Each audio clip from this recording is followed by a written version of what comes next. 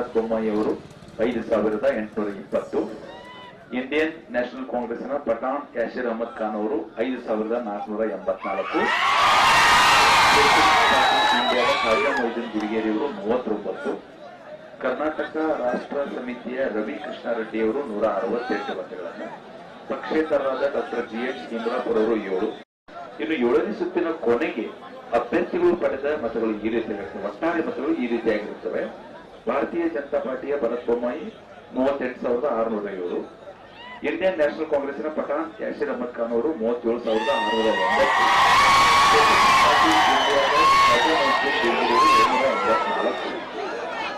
ಕರ್ನಾಟಕ ರಾಷ್ಟ್ರ ಸಮಿತಿಯ ರವಿ ಕೃಷ್ಣಾರೆಡ್ಡಿ ಅವರು 920 ಮತಗಳು, ಪಕ್ಷೇತರಾದ ಡಾಕ್ಟರ್ GH ಇಂದ್ರಾಪುರ 42.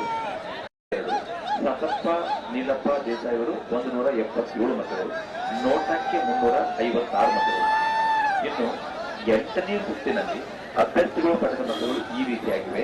8ನೇ ಸುತ್ತಿನಲ್ಲಿ ಪ್ರತಿಯೊಬ್ಬ ಅಭ್ಯರ್ಥಿಗಳು ಭಾರತೀಯ ಜನತಾ ಪಾರ್ಟಿಯ ಭರತ್ ಬೊಮ್ಮಾಯಿ ಅವರು 4,792 ಮತಗಳು, ಇಂಡಿಯನ್ ನ್ಯಾಷನಲ್ ಕಾಂಗ್ರೆಸ್ನ ಪಠಾಣ್ ಯಾಸಿರ್ ಅಹಮದ್ ಖಾನ್ ಅವರು 6,900.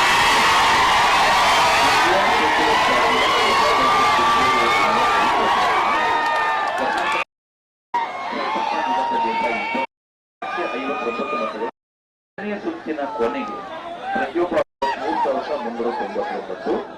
ಇಂಡಿಯನ್ ನ್ಯಾಷನಲ್ ಕಾಂಗ್ರೆಸ್ 1,080 ಆಗಿವೆ.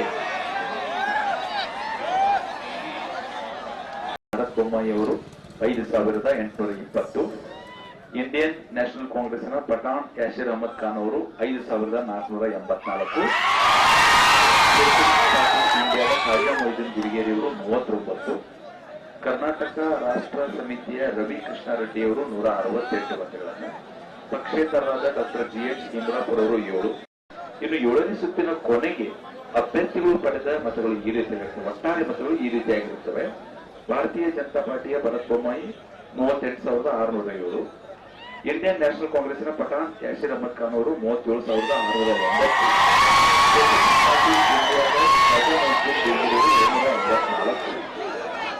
ಕರ್ನಾಟಕ ರಾಷ್ಟ್ರ ಸಮಿತಿಯ ರವಿ ಕೃಷ್ಣಾರೆಡ್ಡಿ ಅವರು 920 ಮತಗಳು, ಪಕ್ಷೇತರಾದ ಡಾಕ್ಟರ್ GH ಇಂದ್ರಾಪುರ 42.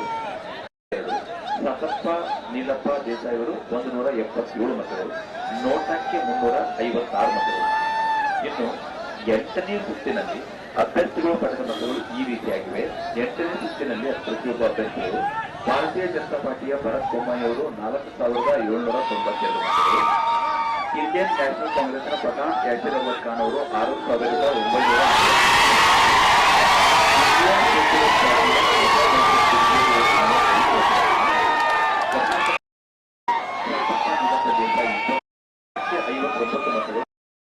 ಸುತ್ತಿನ ಕೊನೆಗೆ ಪ್ರತಿಯೊಬ್ಬ 3,399. Indian national